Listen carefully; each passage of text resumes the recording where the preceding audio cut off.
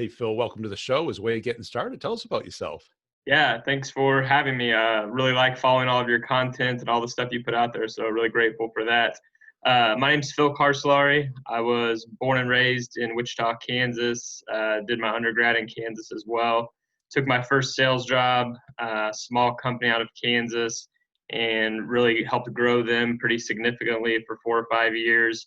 Thought I was a really good sales rep. Later on, learned that I was just an order taker for a product that nobody had yet. So after that job, I started selling software to the government and really learned that I needed to sharpen my tools and become kind of more of a ninja sales rep. So I really grew a lot during that 4 or 5 years of my life, had a side hustle during that job, and own my own business now. So that's kind of, in a nutshell, who I am. Cool. What do you sell today? So today we offer traditional and non-traditional financing for backyard products such as cabins, garages, play sets, things like that. Okay. And who's your customer? So our customer are homeowners, home renters, things like that. They go to these manufacturers. Maybe they don't have all the money to purchase the unit, so we purchase the unit from the manufacturer, and then they pay us back. Okay.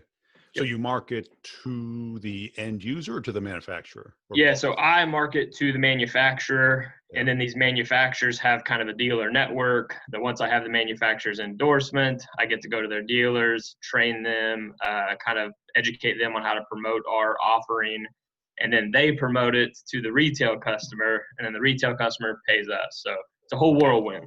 Okay. And why would they do that versus either a credit card or a home equity line of credit or? I think just ease of use. So like home equity line of credit for a lot of people is pretty tough. I mean, if they're a renter, they don't even have that option. Right. And then credit cards, maybe it's a limit thing. Maybe they're maxed out. I'm not really sure. Cool. Yeah. And why'd you choose to go into sales? It's a great question. So I went to school for sports management, which probably isn't the best degree ever, but I got what I called my dream job out of college. Yeah. I was a assistant athletic director for a university. My mom and my brother moved me out of state. I was at that job for like 2 weeks, and I called my mom and I was like, hey, I'm probably not going to do this anymore. And she probably thought I was crazy at the time, but she didn't say that. So I left that job, came back to Kansas, and just saw an opportunity in sales. I always knew I liked visiting with people. I really liked kind of money, I guess you could say. So dove into sales and just kind of slowly learned the trade. Yeah. And what did you learn through the process when you went from like order taker, kind of service oriented sales? Yeah. So if like my very first sales job, like I said, I was very successful at it. Thought I was this really good salesperson, but really I was just bringing these people an offering that they didn't have yet, and this offering helped them grow their business. So I mean, it was an easy sell. Yeah. I thought I was really good, thought I was a hard worker, thought I could sell anything to anyone. So I kind of upped my game and went to a different opportunity where I was selling software to the government, and I was surrounded with just phenomenal sales reps. The leaders of this company really knew what they were doing, had a ton of experience, put a lot more thought into the sales process. All of these sales reps had been doing it for 10 or 15 years, not just sales, but sales to the government or also software, or in some cases both. So they were much better than me. Yeah. And it was a very humbling career move. And I learned pretty quick that I better figure out what I'm doing or it's going to be short-lived. So that was an exciting time. And who was your customer when you say government? Was it state and local or federal? Cities and counties. Cities and counties. Yep. Easy sale. Yeah, it was easy, right? State and local is brutal, isn't it? Yeah, it is. And I went into it with no government sales experience. So, I mean, literally, it was a very humbling job. I had to learn a lot in about 8 months, but I'm super glad that I did. I'm super glad that I get to share that with other people that are in that field. And at the end of the day, it was fun. It was worth it. And what was the hardest part there? Was it keeping the deal moving? I mean, you talk a lot about this, but you really babysit the deal, right? Like actually selling the product is very small part of the job. Babysitting the deal from helping them kind of educate themselves early on, from the time that contract gets approved at city council and then signed, that's a long process and it's a lot of moving bodies. So babysitting that deal, um, yeah. So I would say that that's what I learned the most. Another thing that I saw going on in that industry with software and government is a lot of other markets were kind of losing their value. So the recurring revenue was always consistent, which most software companies like that part. But Yeah. what I was seeing was kind of the initial upfront costs were going down pretty significantly. So an average price point of like $60,000 became $50,000, and then $40,000, and so on, all the way down to like $20,000. Yeah. So I got to thinking, okay, yeah, I'm a sales rep and I want to make a lot of money today and I want to close deals today, but how can I protect my market to where I'm not running to the bottom over the next 18 months? Yeah. And there was a sales rep that I shared territories with. His name was Will Spicer, super smart guy. He was always very successful. And I went to him and I said, how can we protect our market? So we had California, I had Northern, he had Southern. And he told me, he said, sometimes you make more money losing a deal than you do winning a deal. And here I am, like this young, naive sales rep. I'm like, what does that mean? Like, what do you mean by that? And he said, just set on that for a couple of days and come back to me and let me know what you came up with. So now, like, I'm racking my brain thinking, like, what does that mean?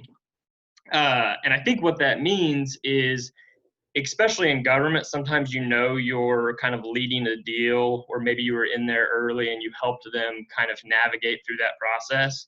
Yeah. So in our industry, if you weren't doing that, chances are you've probably already lost that deal. Right.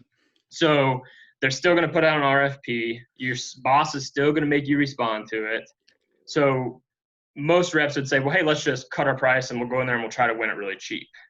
So what I started doing is, if that price tag was like $50,000, I would come in and I would price it like $80,000 or $90,000.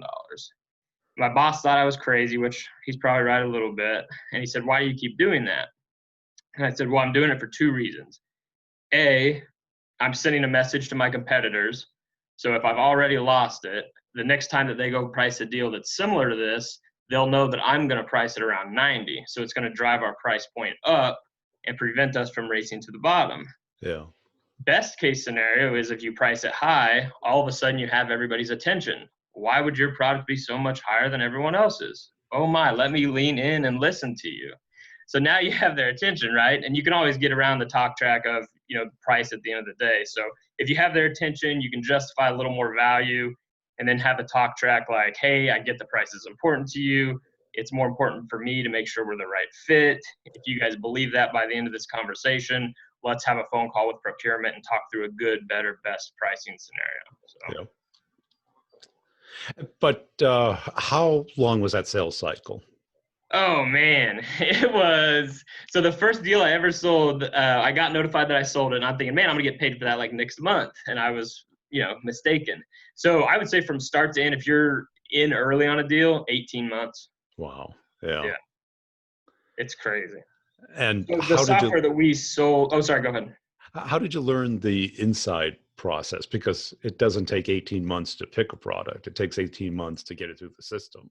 Yeah, and sometimes it takes, 4 or 5 months just to get the product on people's radar. So the product that we sold, all the departments of a city would use it in some way, shape, or form. The good thing about that is there's probably a few departments that really like it and really drive for it. And the bad part about that is there's some departments that hate it and want to avoid it at all costs.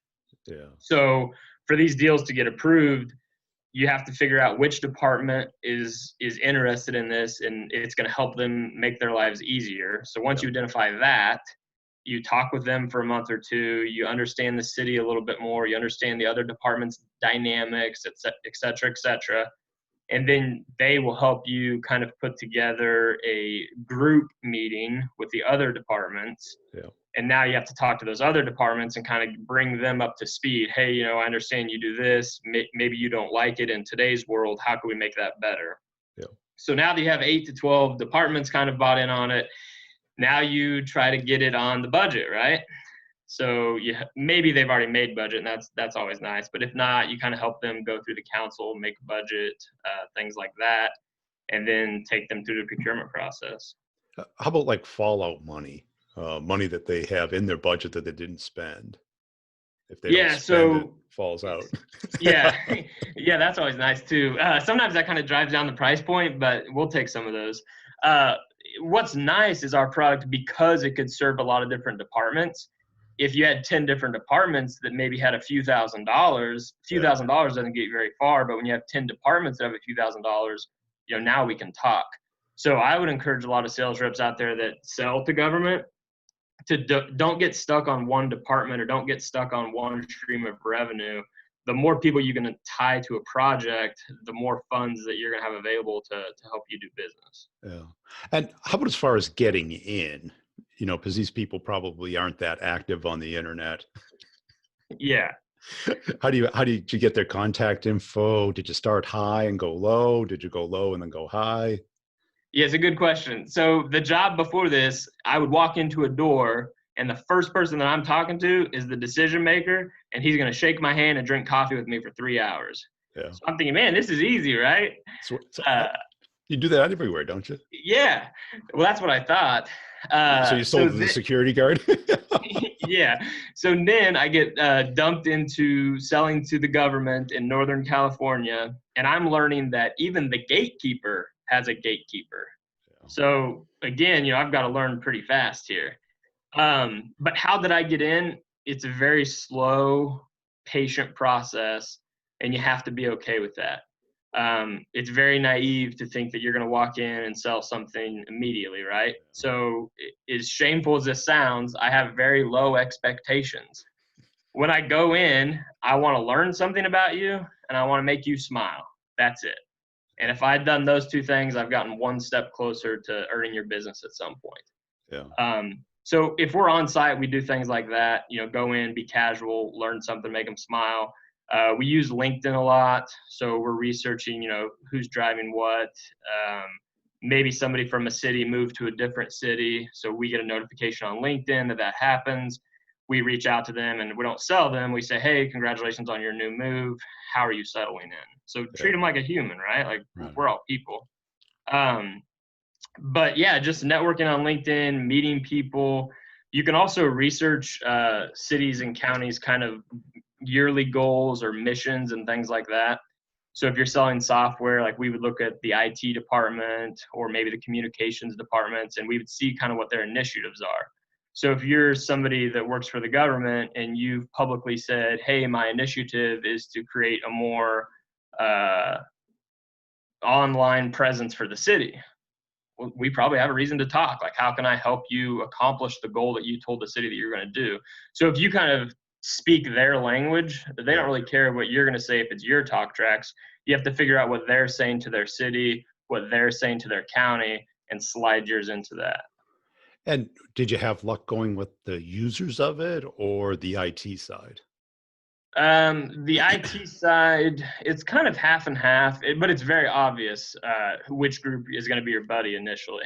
So it's either going to be the IT department or the communications department normally driving the project. Yeah. And I would say 95% of the time, those two departments were not on the same page with it. So you always had to be buddy-buddy with one and then win the other one over, which was always fun. And a lot of politics too. Yeah. Right? Yeah. Because they don't care about profit. They care about their pension. Yeah. How's it going to make my life easier? How's it going to help me, do things more efficiently, and so on and so forth. Yeah. And how does that compare to how you're selling today? So I think it's very relatable. Because I think the government software job that I had, really it was, they were selling a product that 20 years ago nobody had. So if you were a sales rep 20 years ago, it was like me at my first job. You walked in, you shook their hand, you sold them the order. Yeah. Fast forward 20 years, everyone already has that product, right? So now how do you go in and kind of understand their product, how it works for them, and then switch them to a different product? You can imagine most city, county workers, if they've had a product for 10 or 20 years and are pretty familiar with it, sometimes that can be challenging to get them to come away from it. Yeah. So yeah, I think it's very relatable because now I'm kind of back in a world to where the product that I'm offering for the business that I own, a lot of people already have. but how can I be kind of a more sophisticated salesperson and paint a bigger picture, get them to move over and things like that while protecting the market and not giving away the whole farm. Yeah. And who do you approach today within the manufacturer?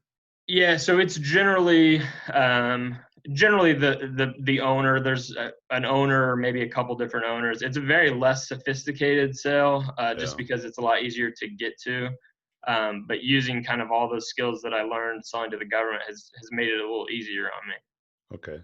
And what do they care about? They want to sell Yeah, more, right? yeah, they care. But I think the one I would say kind of one difference thing is the government cared more about, like, they wanted it to help their citizens and the public. That is true. But I think a bigger priority was how could it help me, like Right. in my job and my Right. life, things like that, which Yeah. I understand. To where these manufacturers, they have to earn the business, right? Like they don't just have people there paying taxes, giving them No. money. So like they have to earn it. So they probably appreciate their customers maybe a tad bit more.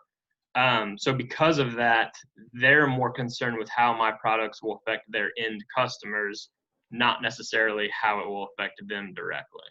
And do they already have financing options? Yeah, so there's lots of different financing options. I try to bring them value of having everything under one roof, whether it's traditional or non-traditional or renting or whatever it is. And I feel very fortunate. It's a very kind of relationship-driven business, and I think that's kind of a thing of the past in 2020. So I really cling on to that, and I'm pretty grateful for it. And was it risky going out on your own? Yeah, so like I said, it was kind of about a year into my government job, I started this business as kind of, I guess you could say, a side hustle, which I promote side hustles. I think everybody should have a side hustle, including my employees. So it was kind of a side hustle. I know it's crazy, right? Well, I mean, it shows ambition. It shows thinking out of the box. It shows, that you start to think like an entrepreneur instead of an employee. Yeah, And you want your employees thinking like entrepreneurs, I totally agree. I right? totally Instead of agree. sitting around, what do you want me to do next? How do you Yeah, want me to do it? I did what yeah, you told me. yeah, that mentality is not fun to manage. So yeah, I want them to think very critically, and I empower them to make decisions, because if they make a decision like the whole business is going to blow up or anything, I'd be much more proud of you for making a decision and it being wrong than Yeah. coming to me and asking the three questions that you just said. What do you want me to do? How do you want me to do it? Uh, Yeah, Right. And then they don't make the money they want and they blame someone else. It's like yeah. you own your career. Yep. I like that. I think in an ideal world, like creating that type of alignment sometimes can be challenging, but I like that kind of alignment for employees and salespeople and everything like that. I want you to control your destiny. Right. Because otherwise you're kind of playing business instead of doing business. Yeah, for Every sure. smiling and nodding, whatever you say, Phil, you're the genius. Yeah. Yeah. And then And they I'm go not off the and do what they genius. want. Yeah. Right. But yeah, it was just kind of a side hustle for 3 or 4 years, and it slowly grew, and it got to a point to where I could do it full time on my own and have a little bit of help now. And it's been quite a journey going from salesperson to business owner. I certainly don't have all the answers, but man, it's been a lot of fun. Yeah. And you have a kid. I see one in the picture. You got a Yep. family and everything, right? Yep. Yep. So you stocked away some cash for a little cushion. Yeah, I mean, a little bit. I try to put as much money back into the business. So that's like super important to me. Yeah. I worked like really hard the last 5 or 6 years, which I'm sure probably everybody says that same thing. So my son is 4 now, and I'm getting to a point to where when I'm running my own business, I want to be home more. I want to delegate more, hire more.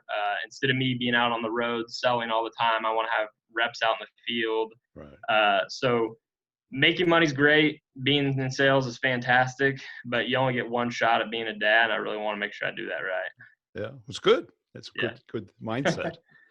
What were some of the big epiphanies that you realized that through your sales career?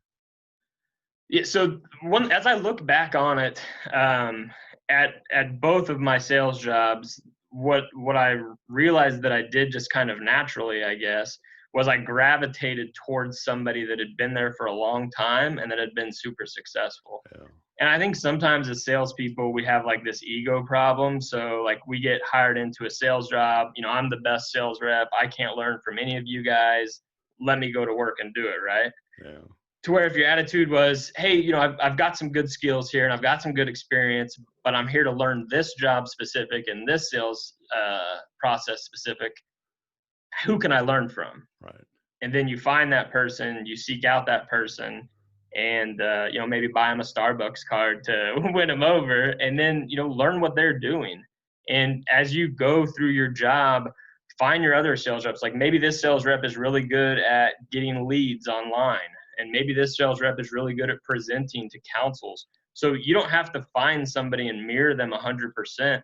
Right. But take 5 or 10% of their best qualities and then 5 or 10% of somebody else's qualities. And in 3 or 4 years, you'll be, a sales ninja.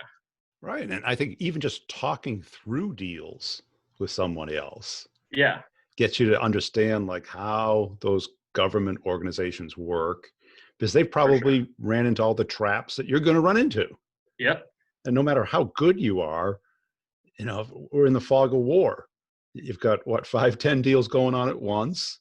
They're not huge deals, but they're complex. Right. Yeah. Yeah, I agree with you. I think it's super important just to be open with the other sales reps, to learn from them. It's just like a book. People read books because other people know things that they don't. Right. An experienced, successful sales rep is like a book. They've been through things that you haven't. They've learned things the hard way, unfortunately. Shorten your learning curve and go get in their hip pocket and learn from them. Yeah. How about as far as your interpersonal skills? They seem really well developed. How did that come about? Yeah, I'm not really sure. I grew up, my dad was a kind of traveling sales rep. Was So, he? he was the head coach of the baseball team. So when baseball practice got canceled, I'm 9 years old calling all the parents, telling them when it's going to be rescheduled, who's bringing the pop and things like that. So I think I've always been kind of thrown into it. In college, I always say I got my degree in communicating and coexisting with other people. So coexisting. I lived with 4 other guys for 5 years. You learned some social skills there. Yeah. So, I think it's just kind of a part of life and realizing how important that it is. And I think everybody, especially young sales reps, the more that our world is going online and the more that a phone call doesn't happen, the more valuable these interpersonal skills are going to be. So you might as well jump on board because it's going to make you extremely valuable going down the road. Right. Instead of just trying to hone your pitch, you got to have someone to pitch to. Yeah, for sure. Totally agree. And the way you're going to find that person is typically through someone else. Yep. Yeah. Now, how about as far as what motivates you? Are you a competitive guy or are you a super competitive guy? The money is can be nice. Obviously that's important, but at the end of the day, I do want to be the best. Any sales job that I've had, I've been fortunate enough to climb myself to the top. Like I said, the job where I was selling to the government, my first 6 months, I was probably the worst sales rep on the team. I'll be honest about that. And nothing's more motivating than being the worst sales rep on the team and then going to the number 1 sales rep. That's pretty exciting, right? So I think just being number 1, being recognized for that, I would say that's what drives me. Yeah, me too. Now, classic sales guy, huh? Well, yeah, you got to be competitive. The money motivation has to be there because that's the game. Right. If that doesn't motivate you, what are you competing for, right? Right.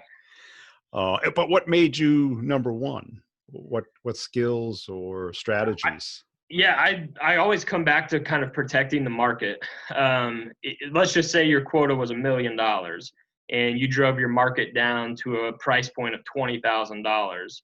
I think this is good math, but you'd have to sell 50 of those, right? Yeah. So I don't want to sell 50 deals. That's a lot of work in an 18-month sales cycle. In fact, I don't even know if it's possible. It's 1 a week.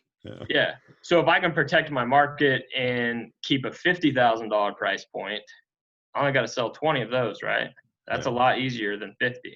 So if you're doing a good job of protecting your market, it already becomes easier. So I'd say that's number 1. Number 2 is, are you losing or are you learning? So if you're losing, you're never going to learn. You're never going to get better. You're never going to hit your quota. if you look at losing as an opportunity to learn, then you're going to get better. Right. So if you respond to an RFP and you get a Dear John letter, and then you just go on to the next RFP, you're going to get that same Dear John letter. If you call the city and say, hey, I just got this letter, can I pick your brain for 5 minutes? They have to tell you why they didn't choose you. Use that as an opportunity to learn. So the next time that you do it, you'll be a little bit better. So I was always very cognitive of learning why I lost deals, and then kind of tweaking that and making that better the next time. I was always very cognitive of protecting my market. So the price point, kind of what I've talked about. And then the third thing is, again, following your senior sales guys that have done it and been successful. So if you're doing those three things, you're naturally going to get better, and you're going to climb the ladder, and you'll probably eventually be number one if you continue to do those three things. Yeah, cool. It's not rocket science. Well, it's not, but it's not obvious either. Yeah. Right. Because our instincts are to keep ourselves comfortable, that we know what we're doing. Yeah, of course we know what we're doing, but somebody may know it better. Right. Yep, for sure. And nobody can know everything. Yeah, my boss always said, but once you think you've arrived, you've left. You've lost. Yeah. Yeah. So he always kept me, learning. He never wanted me to be content with where I was at. Yeah. I think that's a key lesson in sales. That's the B player trap. I agree. Yeah. And I think, kind of like what you said, you have to be okay with being uncomfortable. I mean, any successful salesperson is going to do things that feels awkward to them or uncomfortable to them. And I get it. Like, that is a little stressful, and it can wear on your brain a little bit, but you just have to get over it, push through it. And at the end of the day, I promise it will be worth it. Yeah. Cool. Yeah. Hey, Phil, I really appreciate your time. Where can people go to connect and follow you? My LinkedIn, it's Phil Carsolari, Carselowey. And you just add me on there, and would love to connect with everybody.